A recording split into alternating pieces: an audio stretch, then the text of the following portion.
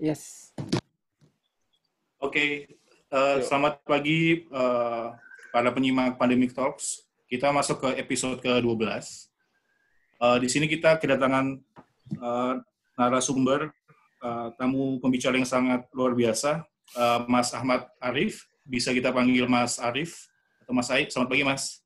Selamat pagi, Mas. Ya, Mas Ai ini adalah jurnalis senior dari Media Kompas, spesialis bencana, dan juga ketua umum JKB, kepanjangannya Jurnalis Krisis dan Bencana. Sejak awal pandemi ini dimulai, bahkan sebelum ada namanya COVID atau SARS-CoV-2, Mas Ai ini sepak terjangnya sudah vokal sekali sejak awal Januari, Mas ya. Ya. Sampai sempat di label hoax ya, Mas? Ya, artikel keduanya malah di label hoax, Mas. Wah, itu kita sangat respect sih, Mas. Ya, nah di episode ini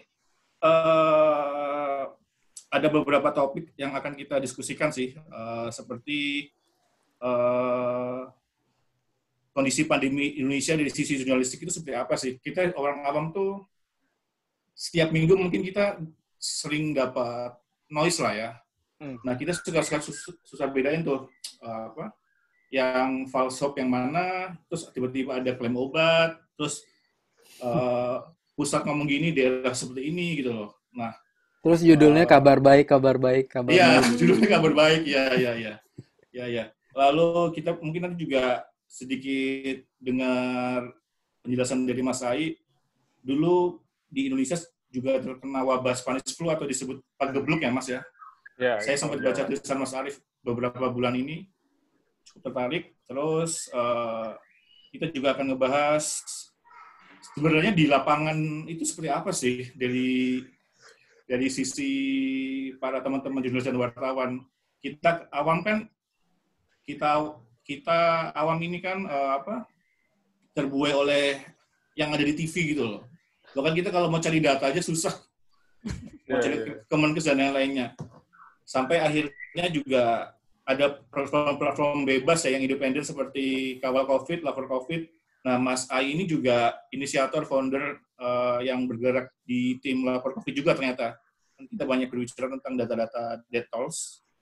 Terus yang terakhir ya, nanti kita akan bahas sebenarnya dari sisi sistem kesiapan bencana di Indonesia ini, kita siap nggak sih menghadapi bencana apapun gitu loh. Yeah. Mas Arif kan pengalamannya pasti banyak sejak tsunami Aceh ya dan lain-lainnya. Oke. Banyak sekali nih. Baru mulai pertanyaannya udah banyak ya, Mas ya? Iya, ini umumnya aja, Mas, nanti kita ngomongnya bebas kok. Tapi nggak bosan ya ngomongin COVID terus ya? Ya lumayan sih ya. Lumayan bosan, Mas. Kita sering ada jenuh-jenuhnya juga, cuman ya udah. Soalnya kemarin udah sampai 50.000 cases ya, Mas ya? Oh gitu ya. Yang resmi ya. Saya sampai skeptis angkanya. Iya. Itu kan yang dites ya. Saya sampai nggak lihat lagi angkanya. Maksudnya. Iya. Ya, tapi mungkin jangan terlalu serius sekali. Orang mungkin udah bosan dan kata Pak Terawan kan jangan terlalu berpikir ngomongin COVID terus gitu. Oke. Biar gak stres katanya. Oh iya. Harus bahagia biar sehat katanya. Ya, walaupun kita kritis kita tetap tertawa aja nanti. Jadi biar gak stres. Iya. Pertama apa, Mas? Mungkin biar ngomongin yang paling lucu dulu kali ya. Biar ketawa. Ngomongin angka nih. Sekarang ini cases-nya udah 50.000 gitu. Terus per tanggal 19 Juni itu dari Lapor COVID itu mengumumkan ada kematian yang terduga itu ada 8.000-an lah gitu loh.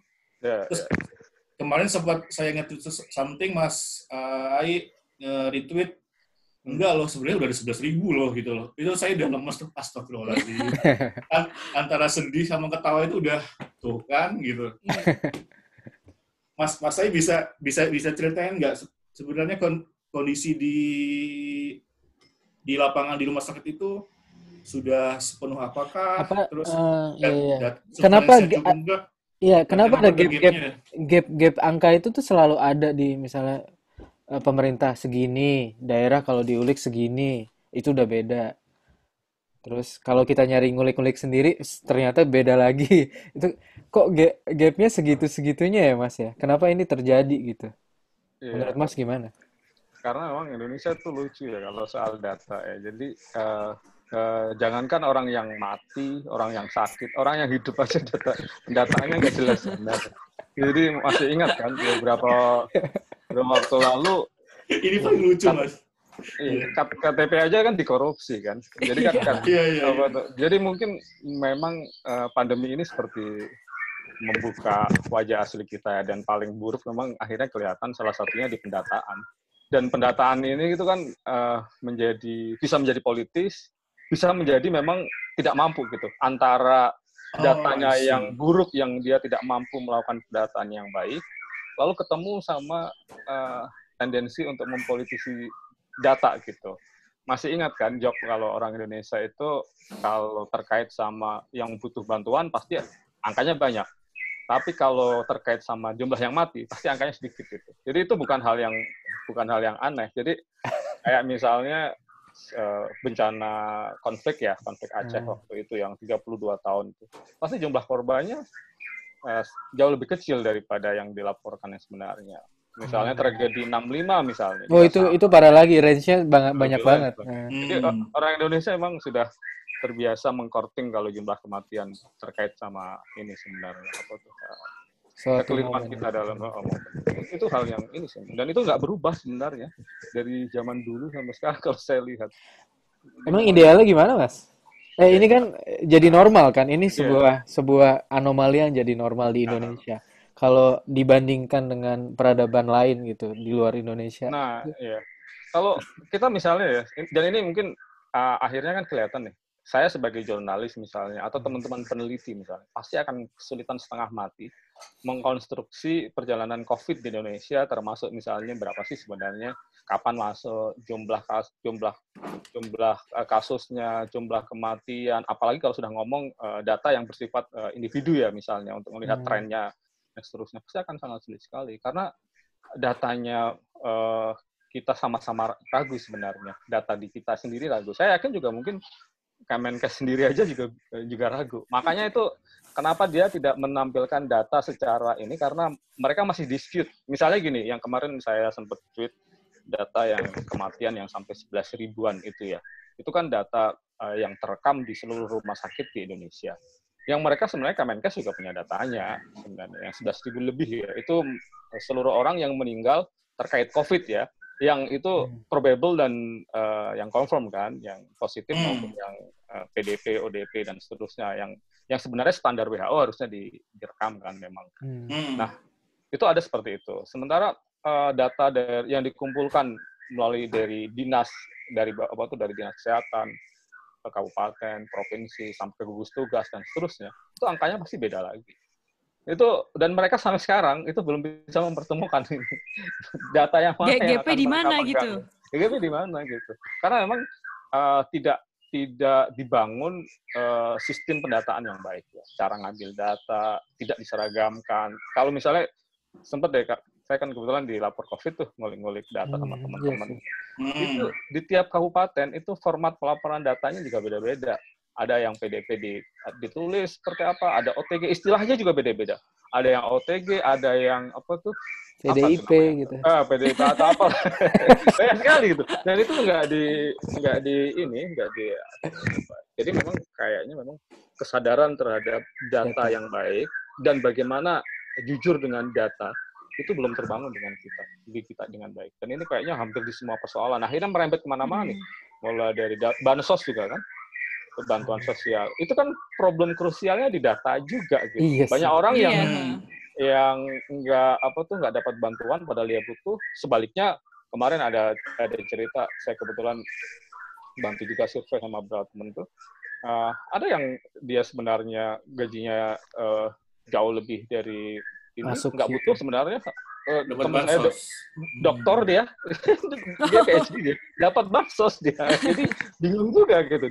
Nah, jadi persoalannya memang pendataan kita, dan mulai dari pemilu kan juga sama kan. Jadi memang data yang buruk ini tidak diperbaiki, tapi kemudian jadi jadi politis kemudian digunakan sesuai mau dia gitu. Kalau dia maunya A, ya udah datanya disesuaikan dengan itu, maunya B, datanya disesuaikan. Iya. Dan ini pandemi ini sebenarnya membuka itu aja sih. Sebagian dari praktek buruk yang kita lakukan sebenarnya udah bertahun-tahun dan tidak diperbaiki sampai sekarang. Terakhir kita memperbaikinya malah justru dikorupsi kan. Terakhir KTP. KTP. IKTP kan pengen KTP, benerin ya. data nasional sebenarnya sebenarnya. kan memperbaiki data nasional kan biar single identity kan sebenarnya. Tapi dikorupsi. Karena memang itu jadi kunci ya data itu. Dan potensi masalah dengan kayak gini ya, tidak berubahnya tren pendataan ini, sistem ini adalah misalnya nanti kalau ada vaksin gitu ya, ini teknis aja. Iya. Kita menemui masalah lagi, yang disalurkan siapa yang belum dapat siapa, ada yang double misalnya puskesmas di ujung sana, ada yang double, ada yang nggak kebagian. Wah itu gila lagi ya, itu potensi gila lagi. Iya. Ini belum ngomong nanti di pedalaman ya, sampai di Papua, sampai di Kalimantan dan seterusnya. Itu saya nggak yakin kok, misalnya kayak nggak usah lah jauh-jauh, jumlah penduduk kita itu semuanya estimate juga, jumlah penduduk, jumlah. Wow. Bukan faktual ya. Soalnya iya, sensus juga nggak sensus juga. Ya, sensus emang semuanya juga mengisi sensus. Apalagi kemarin kan BPS inisiatif baik sih sebenarnya. Kemarin ada sensus online, tapi apa semua juga semua ini enggak juga. Susah. Berat. Tapi ini baru soal datanya ya, bagaimana belum lagi ini kesadaran untuk memanfaatkan data dengan baik dan membuat kebijakan berdasarkan data. Wah, itu masih lebih rumit lagi. Sudah ada datanya pun belum tentu dia. Denialnya juga ada. Ya politis lagi, balik-balik politis lagi. Saya kan saya cerita dikit di rumah sakit, di sistem rumah sakit saya tahu, soalnya kan saya juga istilahnya punya basic di sana dan masih di circle itu. Birokrasi rumah sakit di Indonesia juga soal data ini wow banget juga gitu. Ada manipulasi, ada penutupan data, dan secara politis mereka kayak gitu soalnya ngelaporin ke bupatinya tuh harus gimana gitu. Ada patokan-patokan itu. Rumah sakit itu di daerah alurnya dia harus lapor ke bupati ya atau iya, walkot itu gitu misalnya ya, lapor ke ininya istilahnya, lapor ke atasannya misalnya ada COVID apa enggak, itu aja kadang ditutupin gitu. Betul. Bahkan jangankan ada COVID atau tidak. Saya beberapa waktu lalu komunikasi sama teman saya dokter di daerah ya, di dua daerah sebenarnya, yang satu di Jawa Timur, yang satu di Nusa Tenggara Barat. Itu dia cerita rumah sakitnya barusan dapat instruksi dari dinas kesehatan. Yang itu diminta untuk nggak usah banyak-banyak tes PCR ya. Kalau mau tes rapid aja. Karena kalau rapid kan kasusnya nggak tercatat kan. Maksudnya reaktif atau tidak kan nggak masuk dalam kasus yang diumumkan harian. Tapi kalau PCR tujuannya apa? Ya biar zonanya hijau. Jadi kayaknya menjadi ini mungkin juga karena kemarin terinspirasi sama lomba-lombaan itu loh yang menjadi hijau, zona landai dan seterusnya. Menjadi kayak obsesinya kepala daerah. Itu kalau dia. Daerahnya hijau. Hijau itu hijau dalam arti hanya warna aja tapi enggak kenyataannya itu yang jadi masalah. Dan anehnya itu birokrasi rumah sakit yang kebanyakan dokter juga punya basic di medis gitu, dokter atau yang manajemen rumah sakit nurut aja gitu, nggak mereka meninggalkan nilai valuenya sebagai dokter gitu. Susah memang Mas di Indonesia itu untuk menjadi orang yang konsisten dan tetap kritis di lingkuran, di habitus yang seperti itu, dia akan sangat berat sekali. Orang seperti kayak Pak Pandu Riono itu, yang dia masih kritis terhadap ininya. Itu seberapa juta orang kayak gitu? Iya, kayaknya cuma dia sendiri deh, itu benar-benar satu di antara. Nggak sendiri, ada beberapa yang lain, tapi pasti akan dia kayak ini sih, melawan arus ya. Nah, banyak orang, ini bukan persoalan orang pintar atau tidak pintar ya, tetapi di Indonesia memang semuanya kemudian seolah-olah menjadi kepanjangan tangan dari kekuasaan gitu. Jadi ada buku yang bagus ya yang tentang flora craft. Jadi bahwa ilmuwan di Indonesia pun juga sebenarnya kepanjangan tangan dari birokrasi, kekuasaan, dan ini sejak zaman kolonial sebenarnya, tradisinya tidak berubah sampai sekarang. Tradisi feodalisme, tradisi menundukkan orang-orang kritis dalam lingkungan institusi ya, baik institusi pemerintah maupun institusi swasta, itu terjadi luar biasa masif di Indonesia. Mungkin Mas, ini kami kan masih di Jepang, nanti kalau pulang masuk ke Indonesia belum tentu masih bisa Iya. Saya sangat menilai saya privilege di sini kok. Saya bisa ngomong ini. Teman-teman saya juga apa ya? Saya jadi paham kenapa mereka nggak aktif, kenapa mereka gerundel aja gitu. Terus karena kemudian daya kritis itu ditundukkan oleh sistem yang tadi, yang feodal, oleh sistem yang nggak boleh kritis. Jangankan gitu, kita kritis aja. Itu kan ngapain sih kritis, nyinyir dan seterusnya, bahkan aneh banyak orang di sosial media suzon dan seterusnya. Kita ini yang bayar pajak, kita yang menggaji para pejabat itu, kita mengawal, kita mengkritisinya, itu aja kita bisa didoxing kan, dianggap didoxing sama circle kita sendiri gitu, justru sama seringkali. Karena memang tadi menurut saya budaya kita yang feodal, budaya yang anti kritik, itu membuat ini sebenarnya memperdalam pandemi ini ya. Jadi kalau saya bilang ya, ini kan selalu nih yang sekarang jadi sering disampaikan nih para birokrat atau para pejabat, bahkan para pakar yang ada di lingkaran pemerintah gitu. Kan jangan dong bandingin Indonesia dengan negara lain. Ini wabah yang ngalamin semua. Ini menurut saya itu nggak apple pasti kan. Apple jumlah penduduk dan seterusnya. Pendangkalan sebenarnya. Sebenarnya pendangkalan dan ini propaganda sebenarnya. Masyarakatnya nggak boleh nih membandingkan itu kan bagian dari kritik ya, dan menurut saya ini hak ya. Kita misalnya ya apa salahnya kita berharap birokrasi kita seperti pemerintah Vietnam misalnya, atau seperti Selandia Baru misalnya, atau seperti mana negara-negara lain yang sukses mengendalikan wabah ini, dan itu banyak. Mau bandingkan aja kok nggak boleh gitu. Terus kalau kita kritik sesuatu, solusinya mana dong? Jangan cuma ngomongin itu sering banget kan, Mas Aik juga. Apa ya? Kita sering banget ya diminta solusi. Ya saya bilang solusinya ya, saya ngomong gini juga udah solusi menurut saya karena gapnya itu adalah informasi kan, ya nggak Mas? Mikir gini juga udah susah dan speak up itu juga udah effort sekali. Padahal seharusnya mereka justru membayar teman-teman nih yang selalu mengkritik itu kan mengingatkan, sebenarnya kan men-challenge kan. Kita kan challenge. Dan saya misalnya ketika menulis di Kompas misalnya, itu kan juga selalu memberikan perspektif, kadang-kadang memberikan solusi juga. Maksudnya, ini loh, negara lain melakukan ini misalnya. Kan hal-hal basic ya, misalnya kayak kita mengingatkan mengenai pentingnya tes, tracing, treatment, itu kan basic. Dan itu kan memang yang harus dilakukan kan. Kita juga yang bayar pajak mereka, saya bayarin mereka gitu kan. Apa salahnya kita? Kita bosnya sebenarnya. Iya, kita bosnya gitu. Tapi uangnya malah buat lomba-lomba itu masih. Nah, juga ya. Yang tapi ngomong-ngomong sebenarnya, kalau kita bicara mengenai menutupin kasus misalnya, terutama pandemi, itu sebenarnya bukan kali ini aja. Kalau kita ingat misalnya pandemi ini kan baru bulan Maret diumumkan di Indonesia, ya. Sebenarnya harusnya kan Januari atau Februari pasti kita udah masuk ya. Dan itu kan karena denial dan emang nggak dibikin nutupin ya. Ya tesnya memang false negatif dan itu mereka sebenarnya tahu juga bahwa itu ada masalah di tes. Ya ingatlah orang meninggal yang di Semarang itu di Karyadi. Dia di Purbabi itu kan dari mana ininya ya dan seterusnya. Tapi juga misalnya saya waktu itu sempat nulis ya bulan Februari awal tuh bahkan lembaga biologi molekuler Ekman ya yang di bawah Kemenristek juga sebenarnya sudah menawarkan untuk melakukan ini kan validasi tes ya. Misalnya membandingkan tes yang sudah dilakukan Litbangkes. Sebenarnya kan dia udah menawarin tuh, kami bisa nih menjadikan lab pembanding gitu. Bener nggak sih negatif beneran gitu? Karena kan waktu itu udah banyak sekali yang memperingatkan.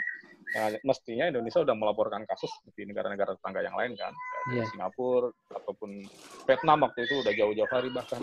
Kan jangan-jangan ada yang salah di situ gitu. Itu aja nggak mau, boleh kan? Nggak boleh beneran ditolak, diabaikan bahkan diacuhkan ini. Denialnya itu ya. Nah, tetapi kalau kita lihat seperti yang saya bilang tadi, ini sebenarnya bukan kali ini aja. Ingat nggak flu burung tahun 2002, Yes. 2003 ya? Itu kan sebenarnya flu burung udah masuk ke Indonesia 2003. Banyak ternak mati, banyak riset yang sudah menunjukkan itu. Bahkan saya kemarin kebetulan habis diskusi sama orang dari Kementerian Pertanian yang waktu itu menjadi wakil komite flu burung Indonesia ya. Ini cerita, dia udah tahu tahun 2003 itu sudah ada flu burung itu masuk di Indonesia. Tetapi kemudian nggak diumumkan. Kenapa? Karena ini ada lobby dari industri ternak yang bilang kalau flu burung itu dimunculkan, diumumkan, itu nanti orang nggak mau mengkonsumsi telur, nggak mengkonsumsi ayam, daging ayam. Jadi akan merugikan ekonomi mereka. Akhirnya kemudian baru setelah ada kasus orang yang meninggal kan, waktu itu kita baru rame-rame dan udah terlambat. Kemudian ingat banyak babi yang mati di mana itu yang kemarin ya, baru-baru aja kan kemarin sebelum wabah ini, sampai sekarang juga masih terjadi kan, sampai sekarang juga nggak diumumkan misalnya, benar nggak sih ada flu babi Afrika itu. Jadi kadang-kadang saya tuh bertanya-tanya, sebenarnya ini kan pemerintah nih sering dibilang nih, ini demi ekonomi kita misalnya kan, kalau misalnya kayak kemarin burung kan biar ekonomi kita nggak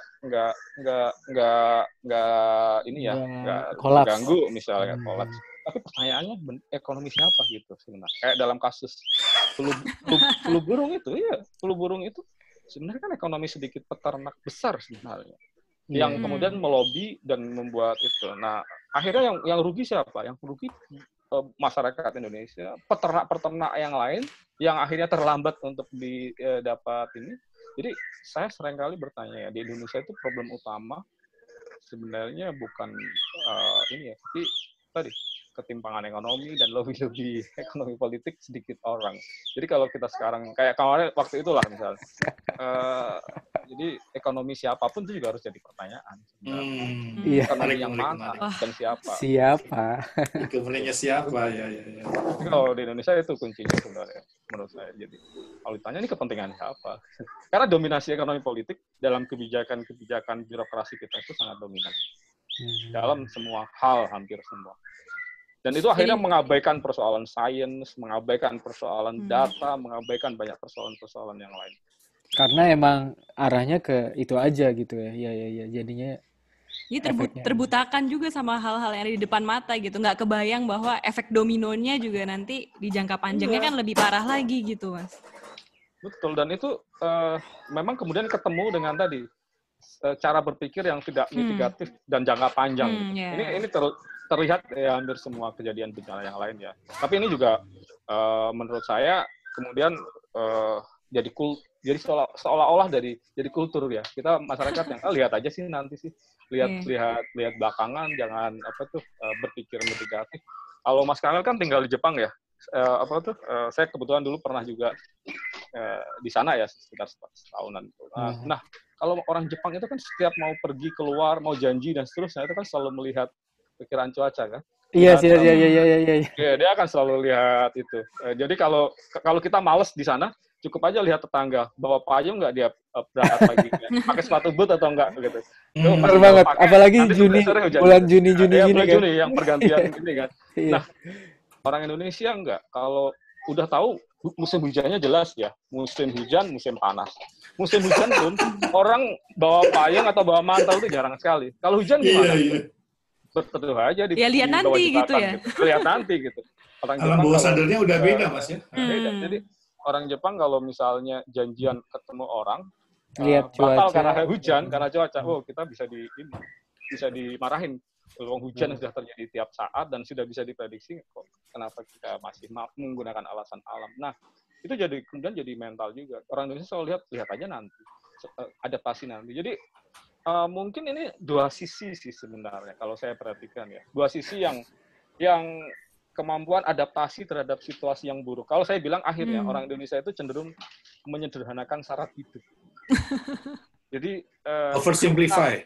Ya, bukan simplify sebenarnya. Jadi karena situasi itu seolah-olah kekacauan, kematian, ketidakjelasan itu Takdir menjadi Tuhan. sesuatu Part yang of life gitu ya, part of natural. life, sesuatu yang banal ya, atau sesuatu yang terjadi sehari-hari. Akhirnya saya bilang teori sosiologinya itu banalisasi kekacauan. Jadi sesuatu yang kacau itu menjadi banal, menjadi sesuatu yang biasa. Orang jadi nggak tahu lagi membedakan ini yang kacau, ini atau sesuatu yang sebenarnya yang kita butuhkan dalam sesuatu yang benar dan yang keliru, misalnya itu susah membedakan. Orang jadi nggak tahu lagi bahwa misalnya berteduh di bawah jembatan ketika hujan deras itu merupakan suatu kekeliruan. Dia nggak tahu lagi gitu. Padahal itu membuat kemacetan, membuat banyak persoalan, tapi menjadi biasa, menjadi suatu itu menjadi banal. Banal ya. Ya, jadi dan akhirnya sekarang ini yang saya khawatirkan strategi yang dipakai pemerintah itu juga banalisasi kematian, banalisasi kasus-kasus COVID yang akhirnya tidak terselesaikan. Masyarakat nanti akan diharapkan beradaptasi dengan kekacauan itu, dengan kematian itu, dengan makanya terminologinya new normal gitu ya Mas ya kayaknya. Teknologinya new normal. Jadi dan pendekatan yang dipakai apa? Psikologi, bukan kesehatan. Ya. Oh iya. Karena mungkin jangan-jangan mereka sadar bahwa orang Indonesia adalah budaya adaptasi terhadap situasi yang demikian kacau dan kemudian dianggap sebagai sesuatu yang biasa. Ini terjadi di hampir banyak kejadian bencana. Mas, sorry saya nyolok dulu ya. Oh iya. Tadi Mas Ai bilang banalisasi itu yang tentang apa? Sesimpel di bawah kolong jembatan aja berteduh. Itu aku juga baru sadar loh. Oh iya. Itu kan implifikasinya apa? Sequencing-nya bisa macam-macam kan, bisa jadi makanya Jakarta kalau hujan pasti macet ya karena setiap terowongan buat berteduh. Iya. Jadi biasa aja. Saking banyaknya kekacauan, saking banyaknya ketidakdisiplinan, saking banyaknya hal-hal yang keliru tapi kemudian jadi permisif. Misalnya kayak korupsi ya. Kemudian akhirnya seolah-olah menjadi biasa. Padahal kan dinormalisasi istilahnya. Jadi normal. Makanya normalisasi ini menjadi kata-kata yang sangat sukses dipropagandakan dan kemudian diterima masyarakat.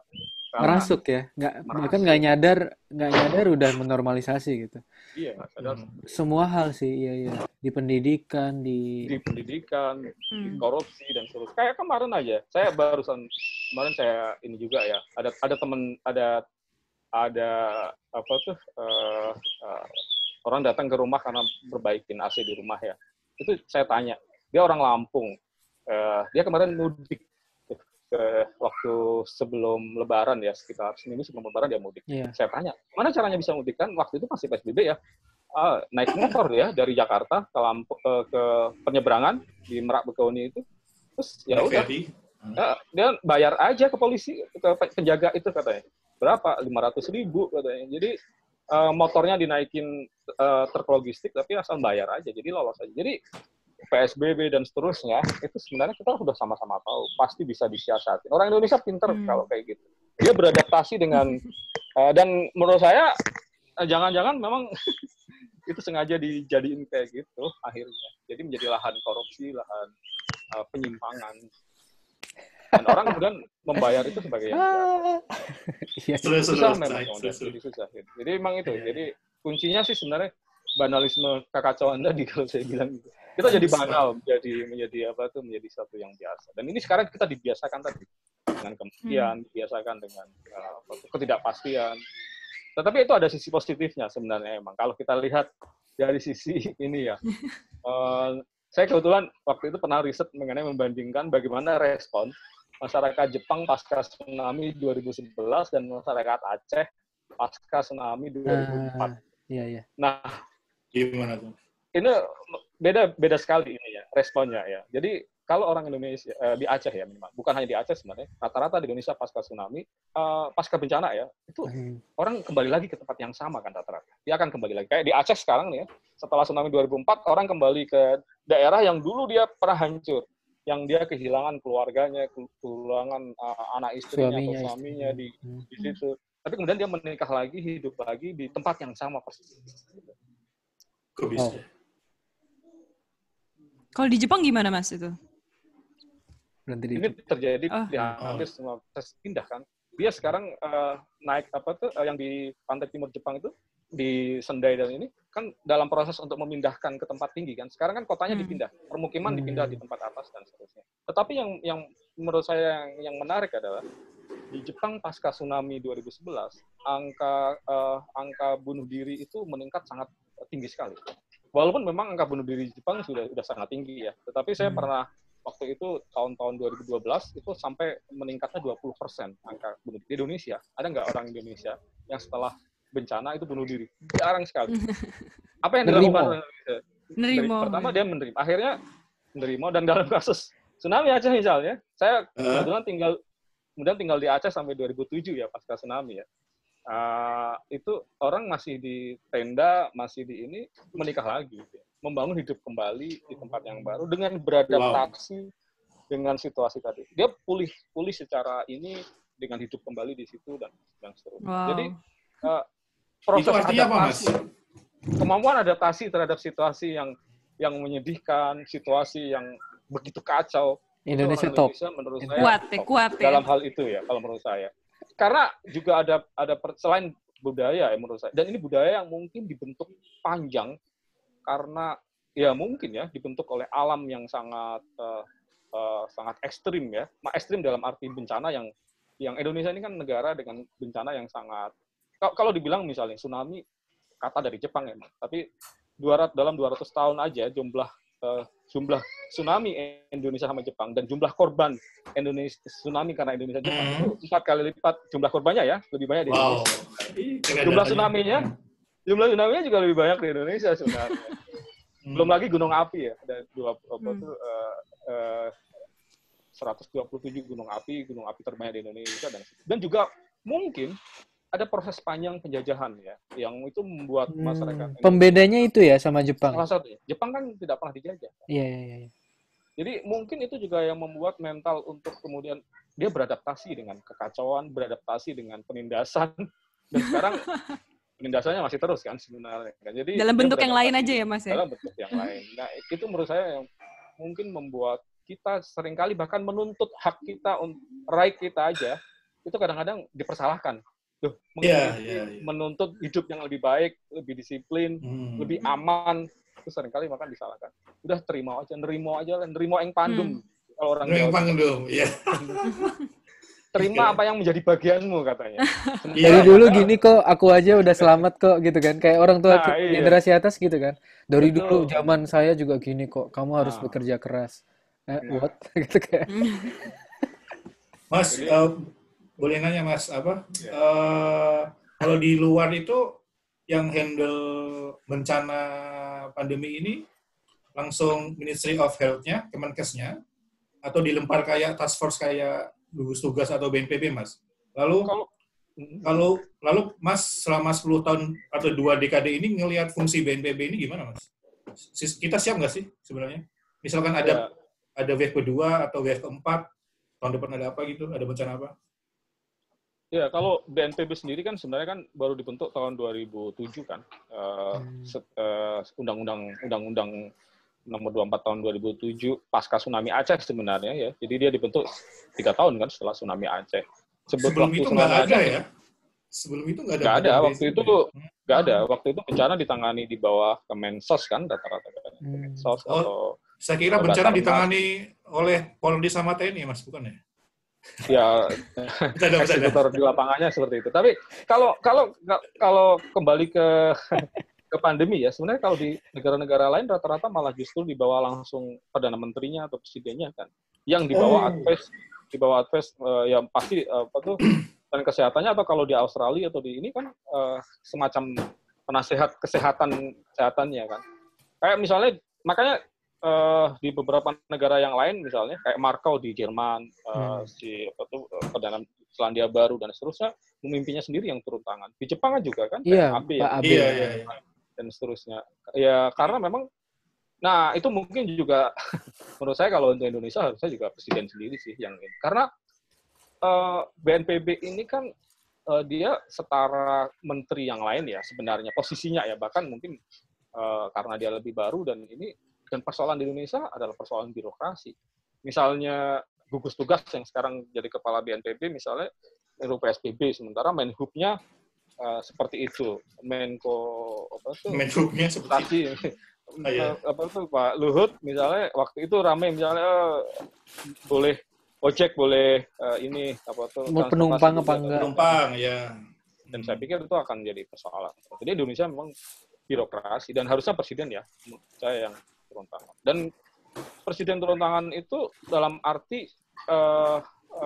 menunjukkan bahwa harusnya menjadi interest terbesar bagi kepala negara dan negara ini seharusnya. Dan itu ditunjukkan di banyak negara lain sebenarnya. Ingat beberapa kali si Merkel itu bilang ya, bahkan bulan apa itu? Bulan Maret dia sudah bilang nih, ini wabah ini bisa menimbul 70% orang Jerman bisa terinfeksi dan ratusan ribu orang bisa meninggal waktu itu. Kalau enggak, kita melakukan upaya yang serius. Dan nah itu juga perbedaannya, komunikasi resikonya. Kalau kita mau bilang komunikasi resiko. Komunikasi risiko. Di negara lain itu dia menyampaikan resiko ke masyarakat itu secara jujur, secara terbuka. Bahkan sebenarnya kalau dalam prinsip bencana ya, mitigasi bencana atau mitigasi krisis, seharusnya publik itu dia harusnya berpikir the worst scenario kan. Skenario yang terburuk yang dia pikirkan, yang dia ini kan sambil tentu berusaha maksimal agar dampaknya tidak yang terburuk kan, dampaknya yang terbaik kan. Sehingga misalnya kayak di Jerman tadi dia sampaikan resiko ini bisa besar sekali, tapi kita harus berusaha agar ini bisa dikurangi dengan step-step yang jelas. Sebalik kayak Australia juga sama waktu itu saintisnya yang menjadi penasihat Perdana Menterinya juga menyampaikan ini bisa bahkan sampai menghitung angkanya waktu itu ratusan ribu orang akan infeksi, akan meninggal dan seterusnya. New Zealand juga sama. Di Indonesia sebaliknya. Benar-benar sebaliknya ya, bukan benar-benar sebaliknya. Totally sebaliknya. Dan ingat kan, santai aja, korbannya kecil, hanya 2%. Kayak flu biasa. Banyak yang sembuh. Banyak sembuh, kita daerah tropis. Nanti kalau musim kemarau akan hilang sendiri, dan seterusnya. Jadi, komunikasi resiko yang disampaikan masyarakat justru sebaliknya. Dan sekarang kita ketika kemudian masyarakat tidak disiplin, tidak takut ya dalam tanda petik sekarang nih, dianggap abai dengan protokol kesehatan, kita baru teriak-teriak loh. Kok masyarakat nggak disiplin? Loh gimana? Mau disuruh disiplin dong dari awal, masyarakatnya disuruh santai. Misalnya, jadi itu menjadi ironi menurut saya. Jadi ada hal-hal yang lucu. Kalau mau meminta masyarakat mengikuti protokol ya, patuh protokol. Ya kasih dong informasi yang benar, kasih dong data yang benar mengenai misalnya jumlah kematian aja. Jumlah kematian aja dicicil kan ingat ya itu dicicil itu ini loh kata yang benar ya, maksudnya exactly seperti itu. Misalnya saya beberapa waktu lalu sempat rame di Twitter itu dan saya tulis juga sebenarnya itu tentang jumlah korban meninggal di Surabaya. Surabaya gimana Mas?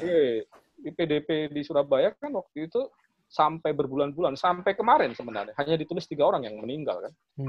Iya. Minggu lalu gitu ya, 3 orang meninggal PDP ya. Terus padahal sebenarnya pada saat itu sudah 600-an orang yang meninggal PDP-nya. Wow. Itu berdasarkan data dari rumah sakit di Surabaya ya. Saya kan punya bisa melihat bisa datanya. Akses Mas ya.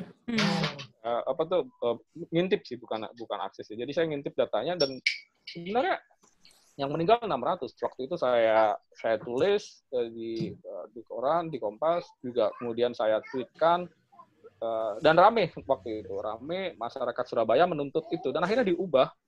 Baru minggu lalu diubah kan disebutin yang meninggal kemudian tapi masih dicicil tuh 300 yang kemudian ditulis diganti dari 3 dalam sehari kemudian jadi 300 PDP-nya di masih dari 300 lagi yang belum di ini. Alasannya yang 300 katanya karena bukan warga Surabaya padahal meninggalnya di Surabaya. Jadi kalau dalam pencatatan ada aja alasannya.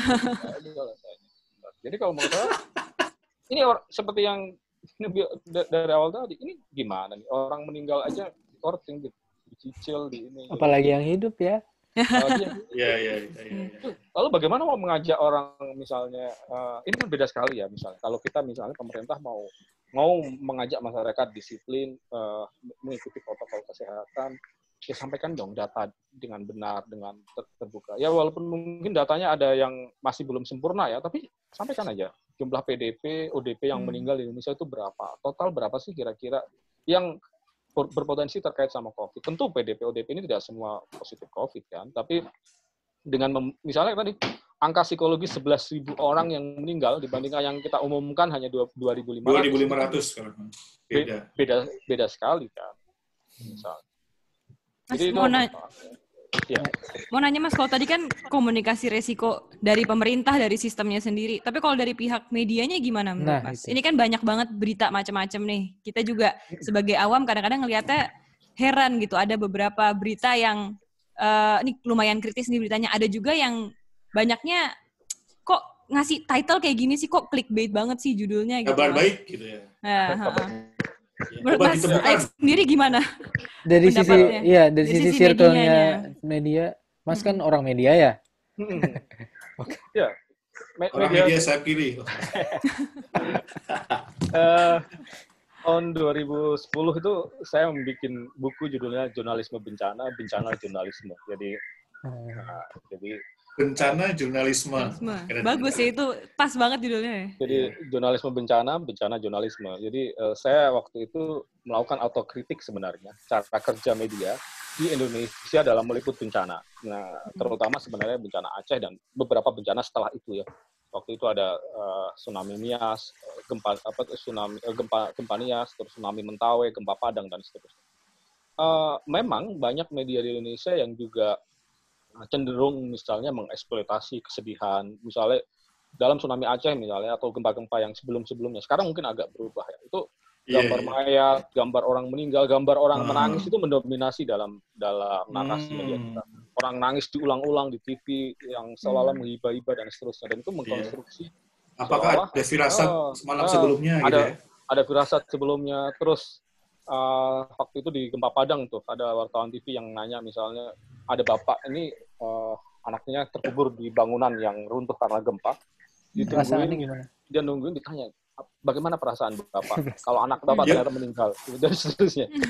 Dan kemudian ketika menangis di Zoom dan seterusnya. Jadi memang ada praktek media yang cenderung mengeksploitasi tadi ya, kesedihan, mengeksploitasi ini dan seterusnya. Kan banyak hal yang kemudian menjadi masalah ya. Makanya saya bilang ini media juga bisa menjadi bencana baru sebenarnya ketika praktek yang dilakukannya tidak baik.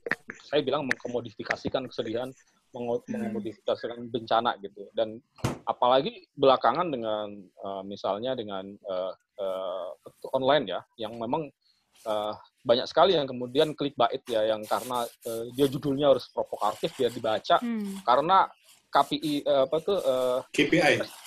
mereka seolah-olah dari hitnya kan, dari semakin banyak yang mengklik iklan akan semakin banyak dan jadi ada sistem yang seperti itu, ada praktek buruk yang seperti itu, dan saya mengkritis itu ya. Makanya di jurnalisme bencana dan krisis yang saya inisiasi dan beberapa teman-teman yang lain itu salah satunya itu kita membentuk mengingatkan teman-teman, mengedukasi juga mengenai pentingnya jurnalisme itu nggak sesepele itu seharusnya. Jurnalisme itu setidaknya bahkan memiliki banyak tugas yang bisa dilakukan ya sebenarnya. Ada ya kalau teman-teman baca mengenai jurnalisme ya kan ada kode etik, ada kode pedoman perilaku yang harus dilakukan dan seterusnya.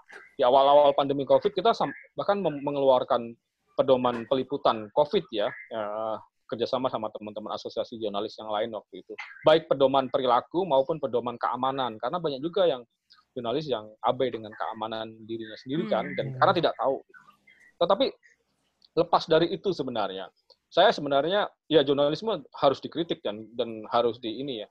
Tetapi sebenarnya jurnalisme ini kan sudah punya rule, minimal punya bahkan punya undang-undang, punya rambu-rambu yang sebenarnya bisa digugat, bisa diperbaiki, bisa ini sebenarnya karena ada ininya ya, ada rule-nya sebenarnya, ada Dewan Pers yang mengatur itu, kalau untuk penyiaran ada KPI dan seterusnya.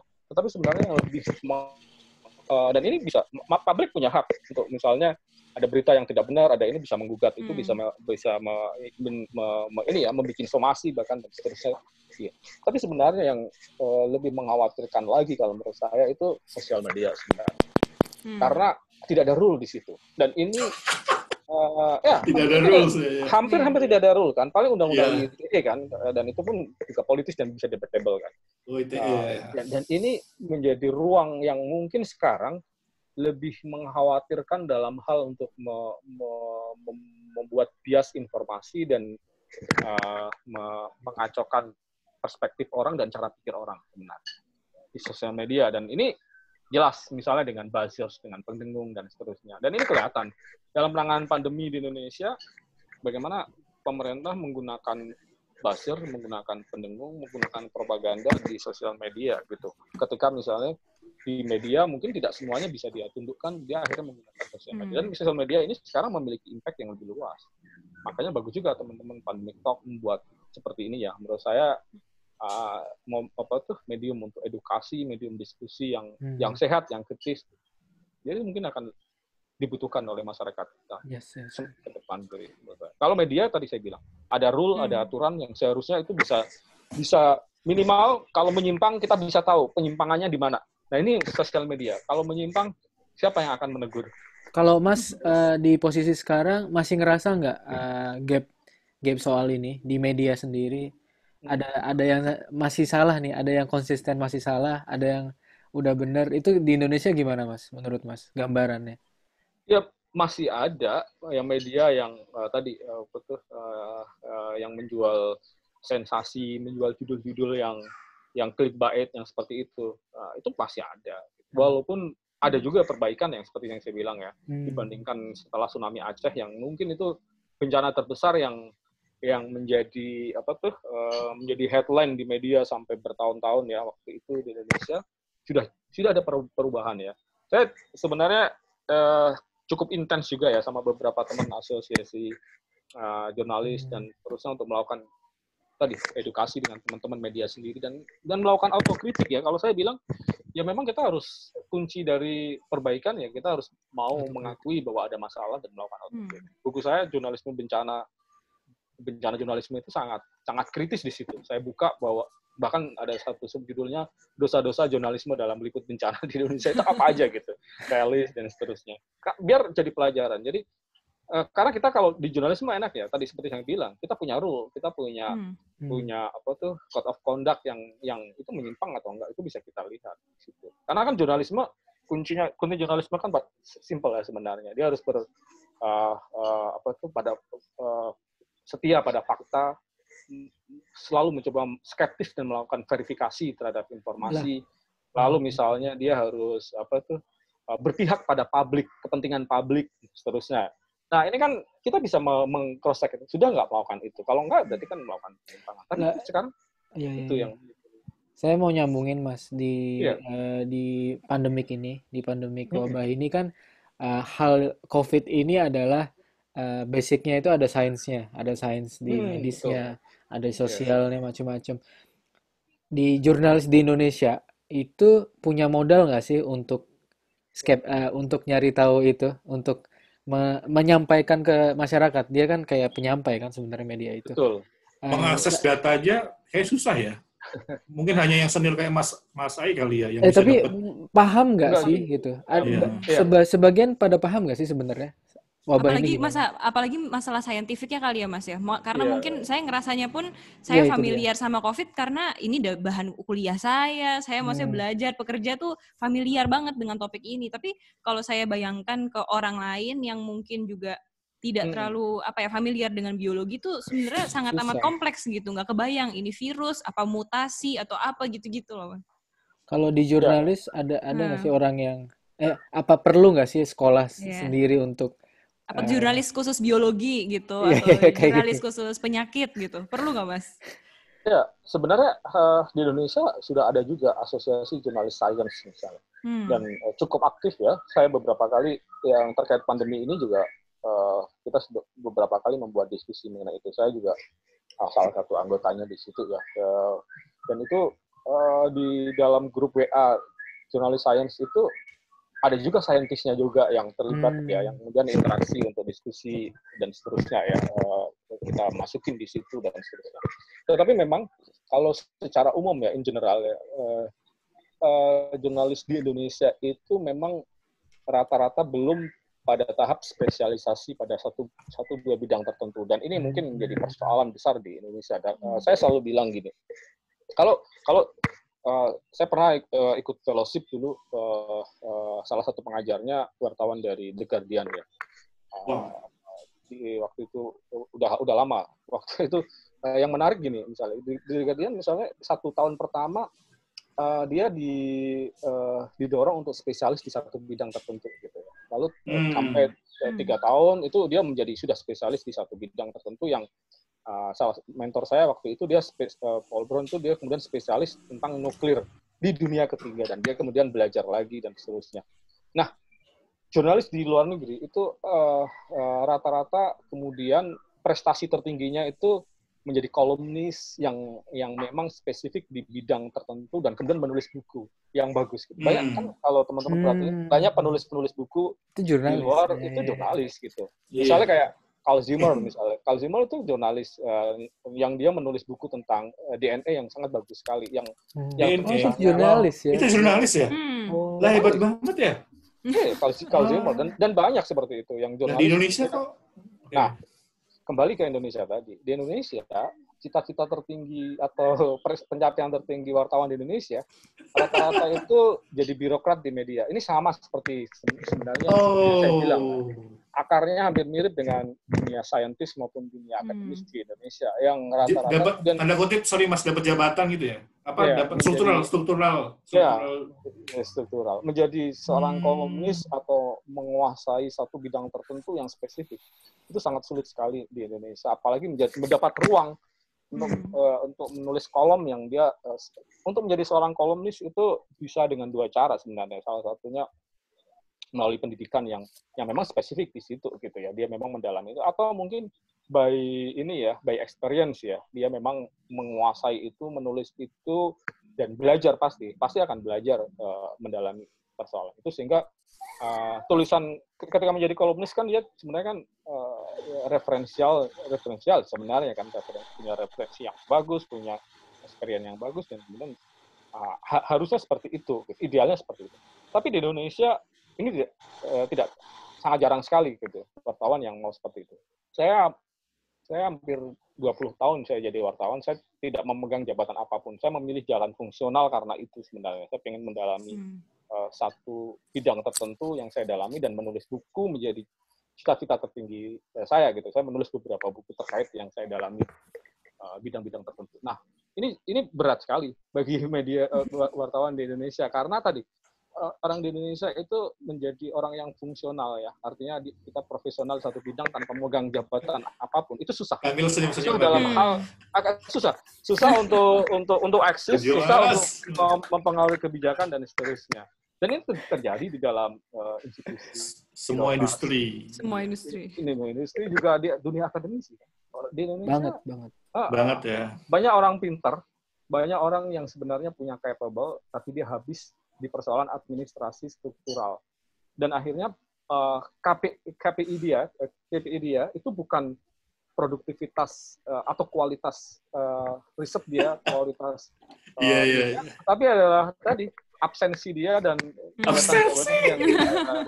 jadi kalau masih di luar negeri mungkin bisa enak mengkritisi itu, begitu balik di Indonesia disibukkan dengan administrasi dan birokrasi habis. Ada teman-teman saya misalnya yang di akademisi pinter, punya riset yang bagus dan dia punya kualitas keilmuan yang bagus, waktu sehari-harinya habis untuk membuat administrasi pelaporan hasil penelitiannya sebentar, sementara administrasinya panjangan. Akhirnya kualitas riset kita, kualitas keilmuan, kualitas pengetahuan, kualitas informasi, kalau kita ngomong jurnalistik, kualitas informasi jadi bermasalah. Dan ini kemudian peperangannya terjadi di sosial media kan, yang sangat tidak bermutu akhirnya pertarungan ini. Iya.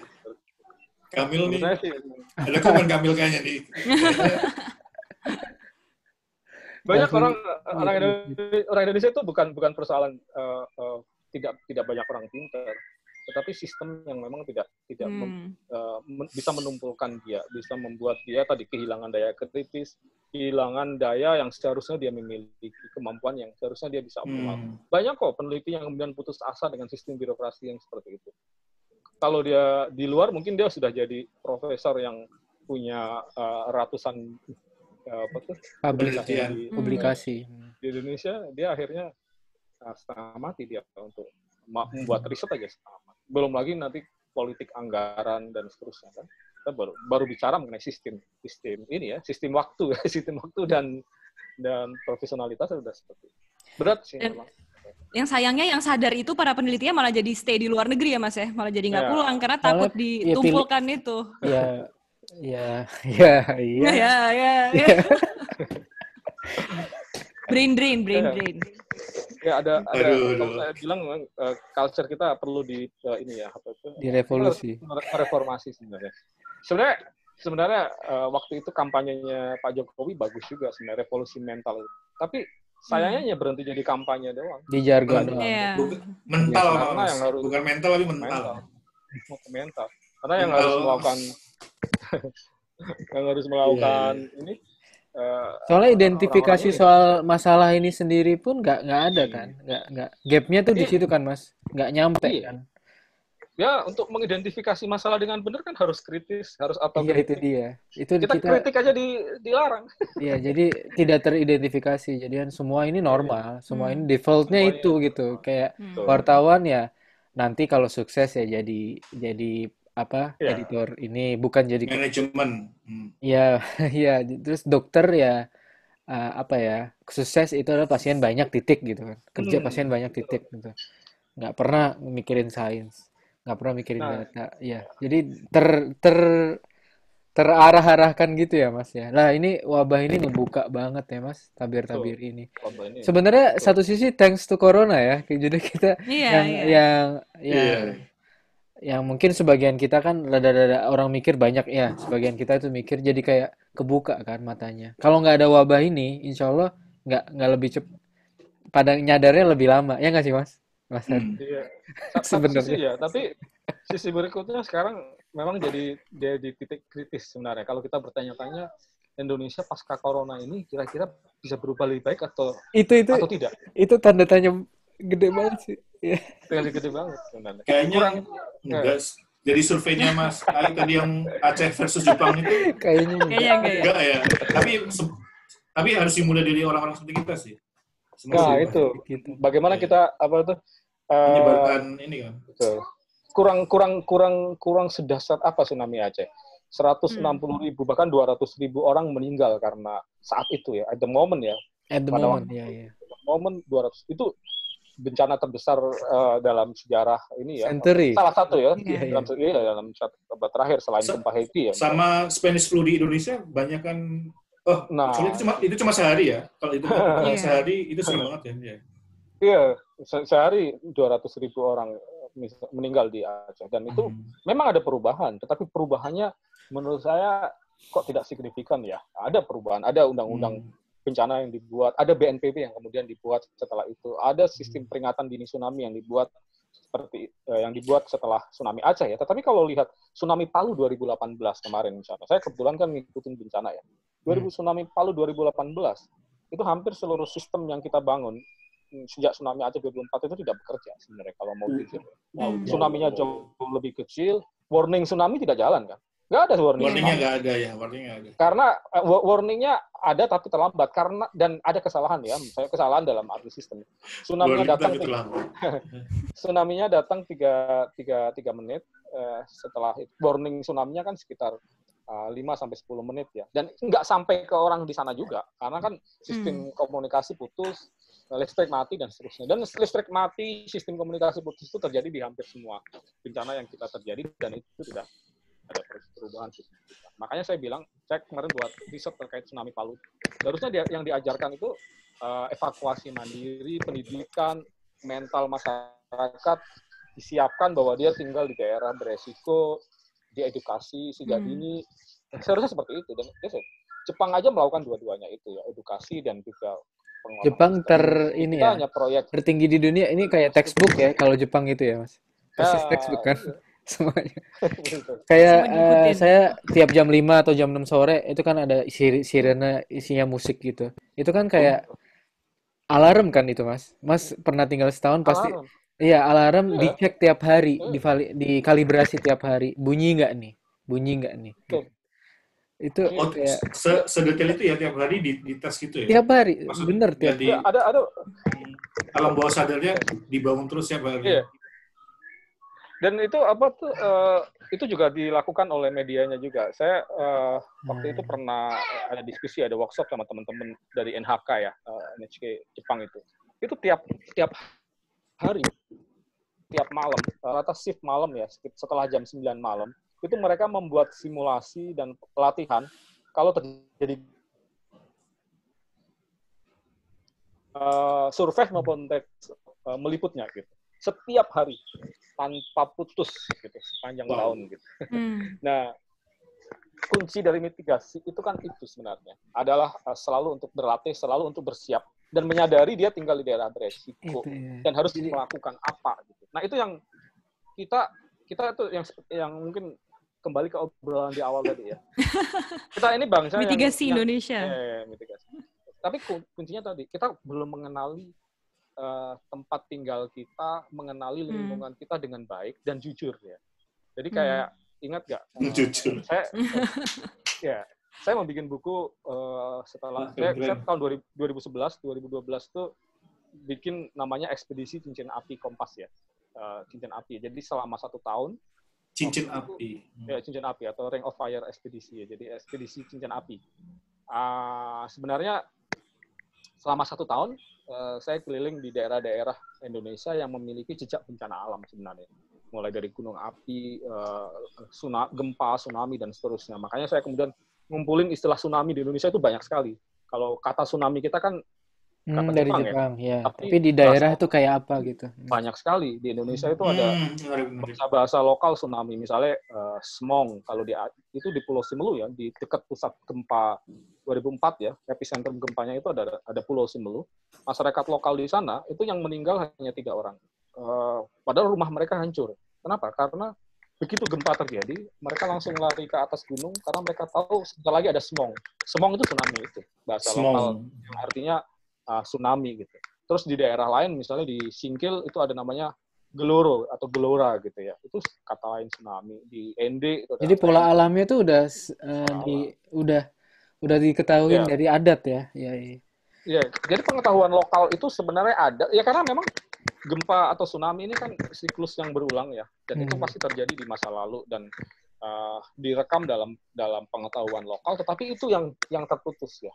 Kita tidak memiliki itu dan kita masih ingat nih waktu saya kecil misalnya, mungkin Mas Kamil dan teman-teman yang lain masih kecil, yang selalu didengungkan di kita negara yang gemah ripah, jinawi, tropis dan seterusnya, yang subur, zamrud khatulistiwa dan seterusnya. Tetapi tidak jujur dibangun kesadaran dan pengetahuan bahwa kita juga tinggal di negara yang rentan bencana alam dan gila loh.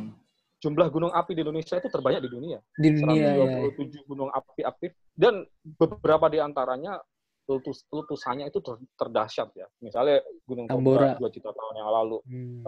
Toba itu terdahsyat dalam 2 juta tahun. 74 ribu tahun yang lalu itu terbesar di dunia. Kalderanya lebih besar. Tambora baru 200 tahun yang lalu. Belum lagi Krakatau dan seterusnya. Tetapi itu seolah-olah terputus dari pengetahuan kita. Jadi tidak menjadi pengetahuan yang kemudian membangun sikap mitigatif kita. Kenapa seperti itu? Kita sudah kehilangan golden time dan momen pelajaran yang banyak sekali. Kita mengalami krisis sosial politik yang sedemikian mencekam tahun 65. Kita krisis sosial tahun 98. Kita mengalami wabah flu Spanyol tahun 1908 ya. 5 juta orang meninggal di Pulau Jawa dan Madura saja. Itu kayak nggak banyak yang tahu sih kecuali baca artikel Mas Arief. Iya. Iya. Nggak ada bagian dari sejarah kita itu loh Mas, nggak pernah diajarin di sekolah. Betul, nggak pernah diajarin di sekolah. Nggak pernah kayak tadi ya mengenai apa tuh bencana tadi nggak pernah diajarin di sekolah. Di Jepang bencana alam itu dikenalin sejak TK beneran. Sejak Anak TK saya, ya? anak Anak TK kamu Mil, ya? latihan gempa itu rutin. Latihan gempa rutin tiap hari. Jadi pengetahuan.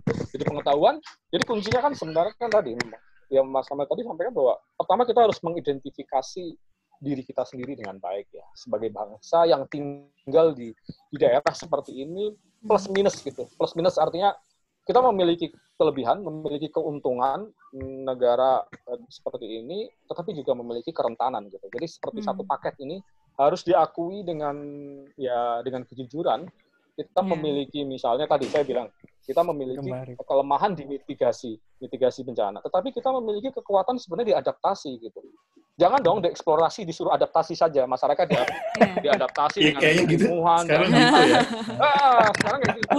Kurang-kurangnya kita malah harusnya kita develop terus gitu ya. Seharusnya ini dieksploitasi malah ya. Kita dieksploitasi. Masyarakat menurut saya sekarang ini menghadapi pandemi ini dieksploitasi daya tahannya terhadap ketidakbenaran sebenarnya, kekacauan, misalnya adaptasi terhadap banalisme tadi itu dieksploitasi oleh pemerintah gitu. Mereka tahu masyarakat kita ini memiliki daya tahan luar biasa terhadap situasi kemiskinan, terhadap kekumuhan, terhadap kurangnya layanan dan hak-hak dia dirampas oleh negara dan seterusnya. Itu dieksploitasi di situ dan ditumpulkan bahkan haknya. Kita mau mempertanyakan hak untuk sehat, hak untuk untuk hidup, itu kan hak kita sebagai, dan negara misalnya undang-undang karantina kesehatan yang waktu itu kan jelas ya, kita memiliki undang-undang itu. Tapi tetapi kan di split kan, bahwa sebenarnya warga negara punya hak, kewajiban negara untuk memberikan santunan, tunjangan kepada masyarakatnya ketika dalam situasi seperti ini ya, untuk karantina. Tapi kita ngomongin itu aja didoxing kan waktu itu. Negara nggak punya uang. Benar nggak sih negara nggak punya uang? Uang bayar lomba-lombaan aja bisa 168 miliar bisa. Iya. Dan itu kita nggak masyarakat kita terbiasa untuk tidak seolah-olah dilarang berpikir kritis, dan akhirnya kita nggak terbiasa berpikir kritis, menerima yang pandem. Begitu kita kritik, ada yang kritis aja digitukan gitu, di boxing bahkan sama circle-nya sendiri loh. Maksudnya diingetin kan, kayak Mas Ai, keluarga pasti ada yang khawatir, Mas jangan ini hati-hati loh nanti nino gitu kan. Mungkin ini memang post kolonial kita itu belum belum tuntas gitu ya. Belum sembuh gitu ya Mas. Belum sembuh ya, mental sebagai bangsa terjajah. Makanya beberapa waktu lalu saya menulis tentang Pagebluk gitu ya, yang tentang Pagebluk ya. Itu saya suka banget sih piece-nya Mas Ai yang itu. Iya, itu kan membandingkan. Itu saya baru tahu loh. Di umur saya udah tua sekarang, lah ada Pagebluk ya dulu. Pak Birca dari mana? Saya tahu dari Twitternya Mas Ai. Nggak, maksudnya asalnya. Kami bertiga tuh dari Semarang. Semarang ya padahal. Semarang kan Jawa juga. Padahal cerita mengenai Pagebluk itu cerita yang mungkin saya kira kita seumuran ya, nggak tahu ya, mungkin saya lebih tua, tapi saya mendengar cerita itu sejak saya kecil sebenarnya, dari kakek saya yang dia ketika sering bercerita, saya masih ingat itu, masih terekam bahwa zaman dulu itu ada Pagebluk, orang mati langsung. Esok loro sore mati, gitu ya? Sore mati. Pagi sakit sore mati gitu.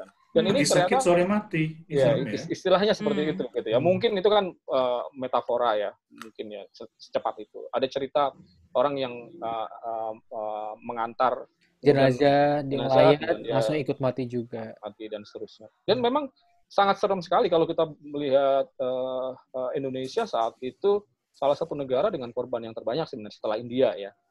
Karena data yang dikumpulkan misalnya di jurnal tulisannya Sidak Chandra misalnya di jurnal dia, Sidak Chandra itu di Jawa dan Madura saja jumlah korbannya sekitar 4,5 jutaan gitu ya. Padahal Jawa Madura tuh Jawa dan Madura gitu. Part kecil dari Indonesia. Part kecil dari Indonesia. Dari Hindia Belanda. Dari Hindia Belanda gitu. Dan rata-rata di setiap populasi sekitar 10%-an yang loss ininya ya waktu itu.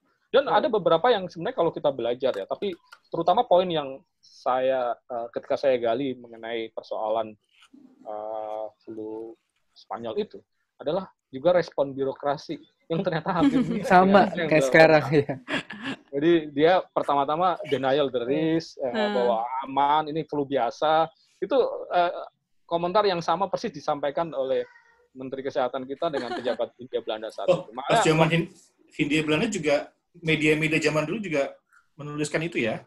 Ada ya, di beberapa media menulis itu dan menyampaikan bahwa responnya ternyata hampir sama. Jadi waktu itu saya ketika menulis itu saya berpikir-pikir, jangan-jangan memang kita belum benar-benar lepas dari penjajahan, setidaknya dalam hal perspektif dan mental kita ya, dan mental birokrasi kita yang minta dilayani, dan kemudian mental para ilmuwan kita yang seolah-olah menjadi kepanjangan tangan dari kolonial, dari kekuasaan. Makanya saya kemarin menggugat di berikutnya, saya menulis misalnya tentang kepemimpinan anti sains ya. Waktu itu saya mengkritik di dalam lingkaran gugus tugas, di dalam lingkaran birokrasi, ini kan banyak sekali ilmuwan, banyak sekali pakar, bahkan banyak sekali lah di situ. Lalu apa yang mereka, kenapa nggak bisa bahkan untuk meluruskan cara berpikir birokrat kita yang meremehkan wabah ini aja tidak bisa. Gitu. Bahkan justru seolah-olah menjadi menggunakan ilmunya untuk membenarkan keputusan politik, bukan sebaliknya. Sains yang harus jadi best evidence sebagai keputusan politik, justru sebaliknya. Tapi evidence-nya diada-adain biar keputusan politik sejajar. Makanya saya melihat bahwa ini kita belum berubah struktur relasi antara pemerintah, birokrasi, masyarakat, dengan ilmuwan dan seterusnya. Makanya panjang sekali, Pak. Makanya yang jadi pertanyaan besar, apakah kita pasca ini bagaimana? Akan berubah gitu. Berubah nggak sih? Berubah nggak sih? Pengennya sih positive thinking ya, Mas ya. Kayak ada perubahan baik gitu. Kita belajar dari sejarah. Tapi kok, aduh. Masih. Makanya saya mungkin salah satu orang di Indonesia yang sedemikian banyak melihat kematian ya dalam tsunami Aceh. Saya melihat hampir 200.000 orang, tsunami gempa Nias, gempa Padang, tsunami Palu kemarin dan seterusnya. Tetapi demikian banyak orang yang mati, itu hampir tidak mengubah kita gitu ya. Iya. Demikian banyak krisis yang kita alami. Ya reformasi 98 melahirkan birokrasi yang mengulang. Makanya kemarin ada olok-olok, ini jangan-jangan New Orba gitu ya. Dan saya bukan itu, tapi menurut saya kita seperti seolah-olah kembali lagi ke circle yang sama yang tidak kemudian beranjak menjadi lebih baik. Nah, ini sekarang momen the truth ini sekarang. Apakah kita sekarang akan berubah pasca pandemi ini? Sudah berapa? 11.000 orang meninggal karena COVID. Sudah sedemikian banyak kita melihat sebenarnya kekacauan mulai dari pendataan, kekacauan birokrasi, ketidaksiapan kita dalam mitigasi, buruknya sains menjadi evidence based kebijakan misalnya, dan banyak hal lagi. Dan ini mungkin belum ujungnya ya. Kita belum bicara mengenai krisis sosial ekonomi yang bisa jadi mengikuti ini. Misalnya bagaimana sistem pangan kita. Ini saya kebetulan salah satu hobi saya itu persoalan pangan ya, saya menulis beberapa buku terkait sama pangan lokal. Betapa salah pahamnya kita terhadap pangan kita, sehingga kita menjadi negara pengimpor gandum terbesar di dunia misalnya, menjadi negara yang tergantung pada pangan dari luar. Kayaknya nggak nyambung gitu, padahal kita isinya tuh tanah yang bisa tapi kok impor terbesar gitu kayak. Jadi kalau saya bilang ini benang merahnya sebenarnya sama tadi seperti yang disampaikan Mas Kamil. Benang merahnya. Kita gagal mengidentifikasi potensi dan kekurangan kita di tempat kita tinggal dan lingkungan budaya kita, kemudian menggunakan potensinya menjadi dioptimalkan dan memperbaiki kekurangan kita dengan baik, ya, dengan jujur, dan kemudian dikoreksi menjadi menjadi lebih baik. Nah itu di situ.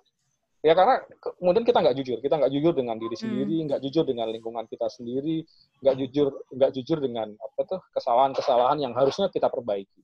Jadi itu menurut saya itu sih. Aduh, makasih. Ini jadi refleksi kita sendiri juga ya sebenarnya. Kita harus lebih mengenal diri sendiri dan lebih jujur gitu. Kalau saya selalu bilang gini ya, jadi ketika kita kritik ya, ketika saya kritik sebenarnya kita juga melakukan autokritik kan.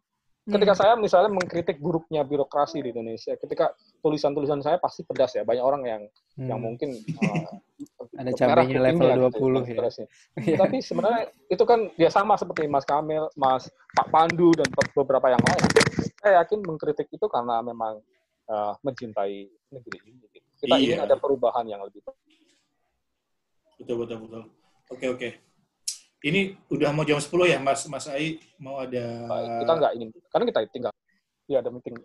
Iya, oke. Saya percaya, Mas Kamil ya, walaupun nyaman tinggal di Jepang, pasti akan rindu pulang ke Indonesia. Stres Mas saya, Mas. Stres. Ya, karena mungkin alam bawah sadarnya Indonesia itu ternyata lebih enak tetap ya. Iyalah, nasi goreng lewat. Nasi, you know that. Padahal kotor. Seperti tadi menurut saya. Jadi kita harus jujur, pertama harus jujur dan jangan deh. Kan kemarin itu sempat nih seolah-olah dibuat pembelahan antara yang kritik dan yang berpikir nggak usah kritik itu deh, mending lu berpikir positif apa yang kamu lakukan, mending kamu membantu. Gitu. Nah itu yang melakukan sesuatu padahal ya. Nah itu yang padahal yang Mas Arif lakukan itu melakukan sesuatu padahal. Yang teman-teman lakukan juga. Jadi saya pikir makanya kayak mungkin saya tadi belum cerita ya sampai kemudian saya sama beberapa teman berinisiasi membuat lapor COVID. Lapor COVID ya. Nah itu sebenarnya kita melihat ini kasihan nih masyarakat kita. Saya waktu itu inspirasinya seperti ini. Kita sehari-hari pada hari-hari Maret itu ya, Maret awal itu, sebenarnya sejak Februari kita udah curiga. Banyak orang-orang, tiba-tiba teman kita meninggal. Dan itu semakin circle-nya semakin mendekat ke kita. Kecil. Ada dosen saya yang meninggal, ada teman yang saya kenal meninggal, ada yang meninggal. Tapi kok kita nggak tahu, bener nggak sih angka kita, bener nggak sih sudah mereka terekam nggak, tercatat nggak sebelumnya, dan bagaimana cerita mereka, siapa mereka, apa relasinya dengan orang lain. Setiap satu nyawa itu kan bukan hanya angka, kan. Dia memiliki relasi sosial, dia memiliki kekerabatan, dia memiliki cerita gitu. Dan cerita ini seharusnya menjadi inspirasi kita untuk prinsip bencana itu kan satu korban itu kan sebuah kegagalan kan sebenarnya. Apalagi ini sampai 2.500 sampai 11.000 misalnya. Nah waktu itu akhirnya kita kayaknya nggak fair deh kalau hanya mendengarkan pemerintah yang mengumumkan tiap sore jumlah kasus, jumlah orang yang mati tanpa kita men-challenge-nya, tanpa kita tahu bener nggak sih itu, dan tanpa tahu kita cerita siapa mereka. Apalagi kan pada waktu-waktu itu data pemerintah itu benar-benar gelap gitu ya. Makanya yang diumumkan cuma itu kan, cuma 3 variabel gitu misalnya. Iya, hanya yang kasus, hanya yang meninggal, iya. Hanya sembuh waktu itu belum. Belum. Jumlah PDP, jumlah ODP kan juga tidak ada waktu itu. Waktu itu belum diumumkan karena waktu itu kan prinsip pemerintah akan mengatasi pandemi ini dengan senyap ya, operasi senyap katanya pakai intelijen. Iya saya ingat itu. Masih ingat ya? Operasi senyap ya. Bisa sone Mas kalau kata orang Jawa. Iya, baru belakangan kan ODP, PDP. Nah, karena itu waktu itu kami sama beberapa teman yang lain, ada teman jurnalis, ada teman-teman peneliti juga, itu yang kemudian kita bikin yuk inisiasi warga, lapor warga. Apalagi waktu itu gencar stigmatisasi ya. Jadi kita ingin seharusnya kita percaya kalau masyarakat ini mengenali resiko dengan baik, dia memiliki edukasi baik tentang wabah ini, informasinya terbuka, masyarakat kita itu sebenarnya baik. Dan saya yakin stigmatisasi itu karena mereka tidak tahu sebenarnya wabah ini dengan sesungguhnya dan apa yang bisa dilakukan. Makanya di lapor COVID itu prinsip kita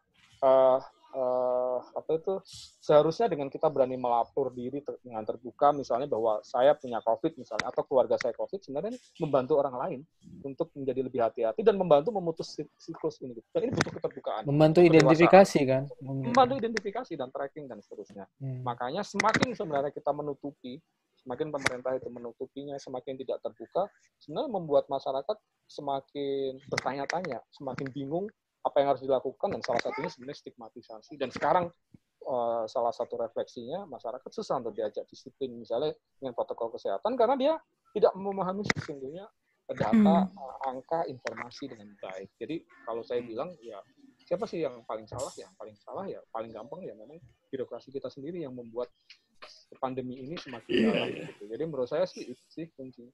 Dan ini harus jujur diakui. Kita bukan mau menjelekkan, saya bukan pendukung apa itu partisan enggak lah, jauh dari itu, karena bagi saya itu sama aja gitu. Kita beli satu dapat dua juga kan, nggak ada bedanya gitu loh. Jadi coba deh, semua yang berseteru dalam politik sudah jadi satu. Menurut saya ini hak kita harus sama-sama, ini hak kita, dan ini momen bagi kita untuk memperbaiki ya, momen bagi kita untuk menjadikan Indonesia menjadi lebih baik seharusnya. Dan ini harus dimulai dengan tadi, identifikasi masalah dengan baik, dengan jujur, dengan dan menyadari siapa yang memang keliru dan harus diperbaiki, dan kemudian memang sama-sama perbaiki. Kalau tidak, kematian ribuan orang ini, kehancuran sistem sosial kita saat ini nggak ada artinya gitu. Nggak ada artinya. Hanya akan mengulang kematian jutaan orang. Mengulang siklus ini. Iya. Dan tragedi 98, tragedi Aceh 2004, tsunami Palu dan sebagainya. Jadi itu sih kalau menurut saya. Kita kalau dibilang Indonesia 2045 menjadi tinggal landas, mungkin malah kita semakin tenggelam dibandingkan negara. Sekarang aja udah. Mungkin udah hilang, Mas. Astagfirullah. Di Asia Tenggara aja kita menjadi negara yang mediocre. Dalam hal apa? Jumlah tes kita paling rendah, jumlah kasus kita paling banyak, tingkat kematian paling tinggi. Dengan negara yang sebenarnya memiliki potensi yang luar biasa, sumber daya yang luar biasa, sumber daya alam maupun sumber daya manusia. Banyak orang pintar, tapi kalau dia menjadi kepanjangan tangan dari birokrasi yang bebal, ya jadi nggak pintar juga. Itu aja sih. Jadi sorry kalau kemana-mana. Iya, nggak apa-apa, Mas, keren banget. Terima kasih. Keren banget, keren. Ya. Ada pertanyaan terakhir dari Tiara atau Kamil? Udah sih kayaknya.